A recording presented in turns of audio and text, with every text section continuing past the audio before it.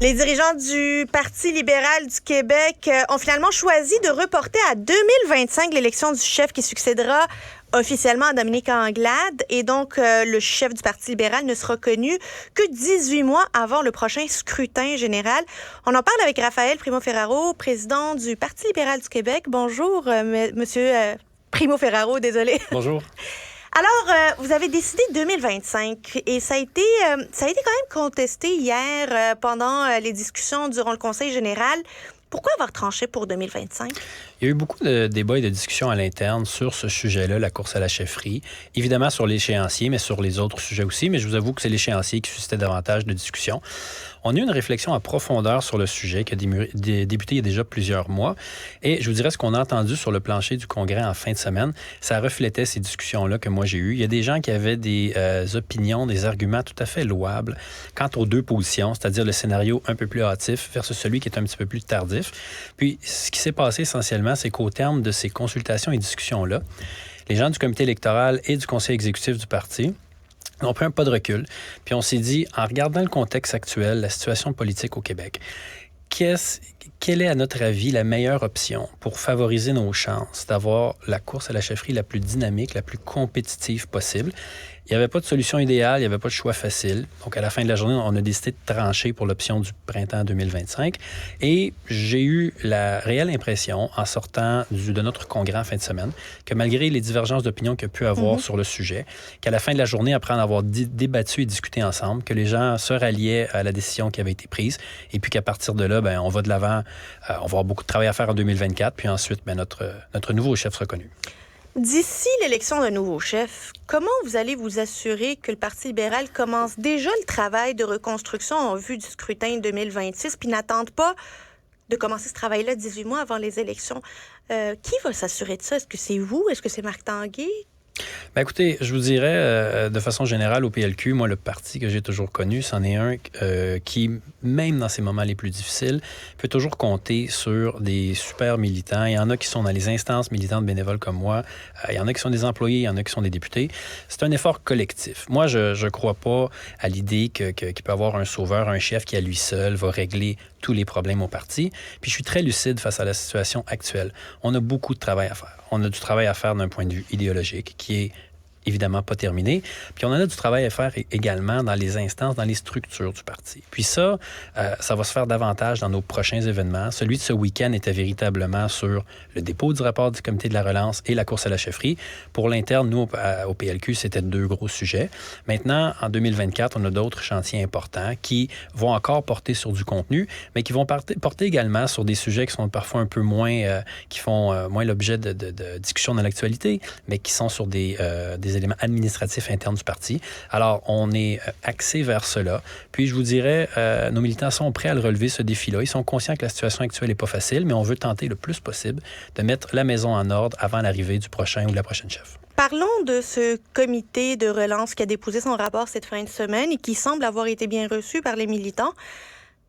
Si je vous demandais, vous, président du Parti libéral du Québec, c'est quoi la définition du Parti libéral aujourd'hui? Je vous dirais, moi, cette question-là, c'est une très bonne question que vous posez parce que je l'avais beaucoup à l'esprit lorsque l'idée du comité de relance est arrivée sur la table. Moi, je suis arrivé à la présidence du parti il y a environ un an. C'était juste après l'élection générale de 2022. Puis une des critiques que j'entendais souvent, qui était formulée de gens à l'interne, mais aussi beaucoup à l'externe, était que, pour toutes sortes de raisons, des gens n'étaient plus nécessairement certains de que représentait le PLQ, exactement ce que ça signifiait. Alors, l'idée du comité de relance est beaucoup venue de ça. Moi, étant un super militant du Parti libéral du Québec, je me suis peut-être moins posé cette question-là que d'autres personnes, mais j'étais conscient que ça a été une critique qui était souvent formulée. Puis, si vous me le demandez aujourd'hui, ma réponse va être très similaire à ce qui est mentionné dans le rapport du comité de relance, parce que je suis d'accord avec la conclusion. Pour moi, être libéral au Québec en 2023, ça veut dire qu'il est tout à fait possible d'être fier Québécois, de protéger notre langue, notre culture, tout en étant fièrement fédéraliste, tout en protégeant les libertés individuelles. Il est possible au Québec de s'affirmer et de s'assumer. Moi, j'ai toujours cru que ce qui distinguait beaucoup le PLQ de ses adversaires politiques, c'était notamment cet élément-là. Sur les enjeux là, de langue et d'identité, le PLQ est capable d'avoir une position qui est le Québec d'abord, mais tout en étant résolument fédéraliste, en assumant clairement et fièrement ces positions-là, tout en défendant également les libertés individuelles. Pour moi, être un libéral signifie qu'on n'a pas besoin de discriminer pour protéger notre langue et notre culture. Puis, vous n'entendrez pas ça du Parti québécois, de la Coalition Avenir Québec, puis pour Québec solidaire, mais il y a d'autres différences également.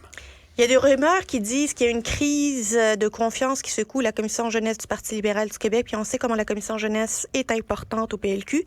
Elle détient d'ailleurs le tiers des votes qui la rend particulièrement précieuse lors d'une course au leadership. Il y a même des rumeurs qui disent qu'on pourrait suspendre finalement le comité exécutif de la Commission jeunesse et de repartir sur des élections. Vous êtes président du comité exécutif. Qu'est-ce qu'il en est? Bien, on n'en est pas là à l'heure actuelle. Puis bon, effectivement, la commission jeunesse du PLQ est dans ses commissions permanentes une qui a une place toute spéciale puis qui a une indépendance particulière, je vous dirais. Parce que contrairement à nos autres commissions permanentes, nos autres structures internes, la commission jeunesse fait ses propres choses, mène leurs propres débats. Ils ont, contrairement aux autres partis politiques, chez nous au PLQ, la commission jeunesse a 33 % des places. Donc, c'est extrêmement important. Cette situation-là est très, très particulière. D'ailleurs, c'est dommage à quel point un processus comme celui-là, qui est censé normalement être confidentiel, a été autant discuté. Mais cela dit, je peux vous le mentionner, on n'est pas rendu là à l'heure actuelle. On a passé notre congrès le week-end dernier, puis je pense que ça s'est somme toute bien déroulé, incluant Mais vous confirmez qu'il y a une crise à la Commission jeunesse? Écoutez, il y a des enjeux, puis c'est pas une situation facile pour les personnes impliquées. J'en suis conscient, c'est très, très particulier, entendons-nous. Et on aura des discussions au cours des prochains jours et des prochaines semaines pour tenter de trouver la solution la plus acceptable pour tous dans l'intervalle, parce qu'on va laisser le processus interne et l'enquête se rendre jusqu'au bout. Mais dans l'intervalle, il est évident qu'on va prendre la situation en charge et tenter de trouver une solution qui soit la plus acceptable possible. J'ai lu le rapport du comité Pratt-Madouanika-Cadet et j'ai toujours pas eu une réponse claire. Peut-être que je l'ai juste pas comprise, mais vous, président du Parti libéral du Québec, pourquoi le PLQ semble déconnecté de l'électorat francophone? Bien, écoutez, il y a une multitude de facteurs qui peuvent influencer les résultats électoraux des partis politiques. Tout d'abord, moi, je crois qu'il y a, de façon générale, c'est vrai au Québec, mais c'est vrai ailleurs, il y a des cycles en politique. Pour tout parti qui va être au pouvoir pendant plusieurs années, inévitablement, ça va devenir plus difficile. Puis, c'est pareil pour tout le monde. La Coalition Avenir Québec est au pouvoir depuis 2018. Ils ne seront pas éternellement au pouvoir. Éventuellement, il va en avoir des changements. Alors, il y a cet élément-là. Deuxièmement, en lien avec le travail du comité de relance, moi, je pense que le comité de relance a mis sur pied a mis en place plusieurs grandes orientations, plusieurs idées, et il y a quelques verbes d'action qui définissaient le comité de relance. Moi, un des éléments que je trouve qu'au Parti libéral du Québec, on ne doit pas se gêner, c'est l'élément de s'assumer. Assumer nos valeurs, nos idées, les défendre vigoureusement, puis assumer également nos réalisations du passé. Je crois qu'à ce niveau-là, il y a plusieurs reproches qui ont été formulés à l'égard du PLQ par le passé, que je comprends et qui peuvent expliquer, à mon avis, pourquoi certaines parties de l'électorat nous a délaissés et qu'on a un sérieux travail à faire pour les reconquérir. Raphaël Primo-Ferraro, le leadership, pourquoi pas vous? Ça ne sera pas moi. Je suis président de la formation politique. Je ne serai pas candidat au leadership. Je vais demeurer neutre, puis je vais faire le plus d'efforts possible pour que on est la course à la chefferie. Vous êtes articulé, vous êtes un militant, vous connaissez le Parti libéral, vous assumez ses valeurs, son historique, son avenir. Il me semble que j'en ai pas vu d'autres candidats qui ont vos convictions. Vous pourriez faire un très bon chef, à tout le moins un très bon candidat à la chefferie au Parti libéral? Bien, écoutez, ça ne sera pas moi. Je suis convaincu, sincèrement, je le dis, je suis convaincu qu'on va en avoir des bons candidats au leadership. La course à la chefferie est au printemps 2025. Pour des gens, par exemple, qui sont de l'extérieur, je souhaite qu'on ait des candidats du caucus, mais il est fort possible qu'on en ait de l'extérieur. Pour des gens de l'extérieur qui ont des engagements professionnels, des obligations, c'est une grande décision qui change bien des choses dans la vie d'une personne de quitter son emploi et d'aller en politique, devenir chef de l'opposition officielle. C'est tout un engagement qui implique, à mon avis, beaucoup de sacrifices et qui mérite une sérieuse réflexion. Je suis convaincu que ça va se faire, mais pour des gens qui sont dans une situation comme celle-là, ce serait utopique de penser qu'ils vont l'annoncer un an ou un an et demi d'avance. Alors, je crois que plus on va s'approcher de la course, plus il y a des gens qui vont s'annoncer. Ce ne sera pas moi. Je pense que le PLQ a besoin, dans ses structures, d'avoir également de la stabilité. Puis un président qui va être là pour la course à la chefferie et, si les militants me réélisent à notre prochain congrès, pour l'élection générale de 2026.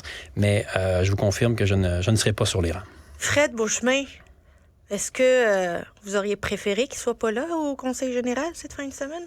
Bien, je vous avoue, En politique, en fait, à ma connaissance, dans tous les partis politiques, c'est la même chose.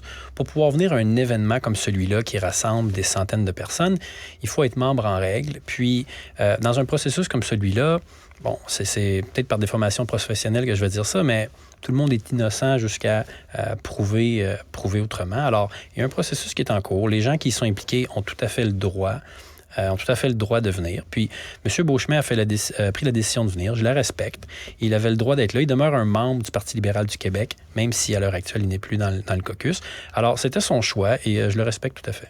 Mais vous auriez préféré qu'il ne soit pas là? Parce qu'aujourd'hui, on parle que de la présence de Fred Beauchemin au Conseil général, alors qu'il y a eu le rapport, il y a eu les règles au leadership, il y a eu beaucoup de militants qui sont allés se prononcer au micro.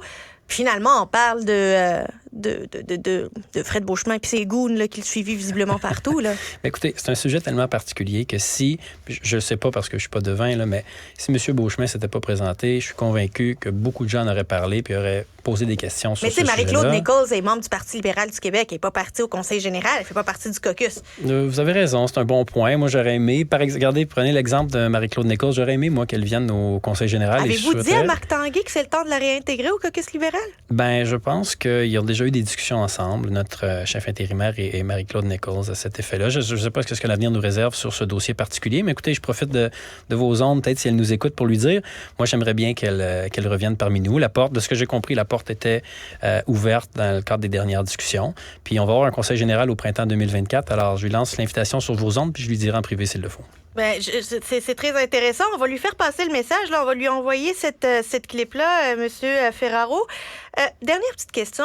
Oui. Ça me chicote depuis cette fin de semaine quand j'ai entendu dire que Marc Tanguay, de la part de Marc Tanguay, qu'on devrait avoir une constitution libérale. Mm-hmm. C'était-tu vraiment l'idée qui a été poussée par le comité de relance, une constitution libérale? Je pensais que c'était une constitution québécoise, qu'elle soit libérale, caquiste, péquiste. Écoutez, c'est une constitution québécoise qui va être mise de l'avant par, souhaitons-le, je le souhaite personnellement, un éventuel gouvernement libéral. Je l'ai entendu, cet échange-là, puis c'était à l'occasion qu'on appelle dans le jargon là, un scrum avec les journalistes.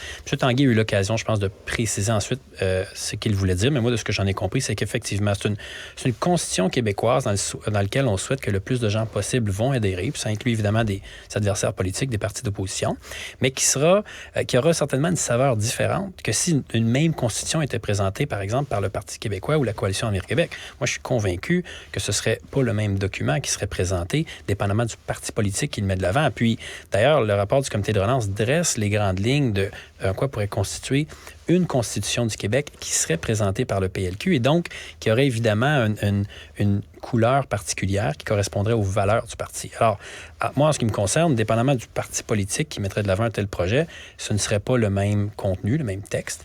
Et moi, c'est comme ça que je l'ai compris. Puis, je crois que c'est ce qui est mentionné dans le rapport du comité de relance. Avouez que quand vous avez ouvert ce rapport-là, puis vous avez vu la réforme du Sénat, là, vous pouviez plus. Là, vous étiez heureux, puis content, puis excité, puis vous avez dit, c'est ça, mon parti.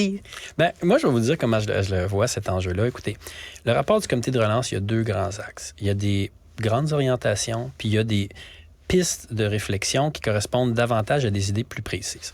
Il y en a 41. Celle sur le Sénat, moi, comment je le vois, c'est qu'au PLQ, on est un parti fièrement québécois, mais également résolument fédéraliste. On veut être un partenaire actif au sein de la Fédération canadienne.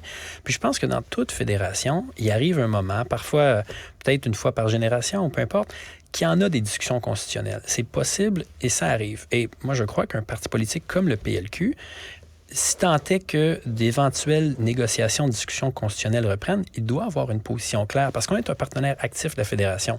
Puis, c'est un peu particulier parce qu'au Canada, vous le savez, il y a 2 chambres au Parlement fédéral. Et moi, je pense que la deuxième chambre, celle du Sénat, mérite véritablement une réflexion puis une certaine amélioration. Électrochoc, là. Oui, je reprends votre mot, je suis d'accord avec ça. Alors, je vous dis pas que c'est une priorité des Québécois et que dans 3 mois, il serait nécessaire de présenter un projet de loi sur le sujet. Mais je pense qu'en tant que parti politique résolument fédéraliste, puis même j'oserais dire le seul qui s'assume vraiment comme étant fédéraliste, pour un sujet qui a son importance tout de même, le Sénat. Je pense que c'est important qu'on ait une position, mais je suis d'accord avec vous pour dire que je pense pas que c'est la préoccupation numéro 1 des gens qui on peut discuter dans la rue. Là. Vous avez une bonne lecture.